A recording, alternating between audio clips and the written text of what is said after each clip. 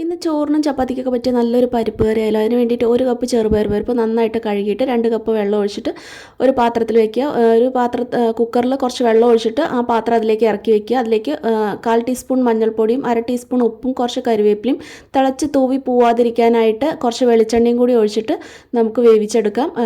High ഫ്ലെയിമിലിട്ടിട്ട് ഒരു whistle വരുന്നവരെ ഹൈ ഫ്ലെയിമിലും, അത് കഴിഞ്ഞിട്ട് ലോയിൽ വെച്ചിട്ട് ഒരു 6-7 മിനിറ്റ് കൂടി വെച്ചാൽ നമ്മുടെ പരിപ്പ് നന്നായിട്ട് വെന്ത് കിട്ടും. ഇനി ഒരു ചട്ടിയിലോട്ട് കുറച്ച് നെയ്യ് ഒഴിച്ചു കൊടുക്കുക. എന്നിട്ട് കടുക് പൊട്ടിക്കുക, കുറച്ച് ജീരകം ഇട്ട് കൊടുക്കുക, ചെറിയ ജീരകം, കുറച്ച് കരിവേപ്പിലയും കൂടി ഇട്ടിട്ട് ഒന്ന് വഴറ്റിയെടുക്കുക. വറ്റൽമുളക് ഇടുക.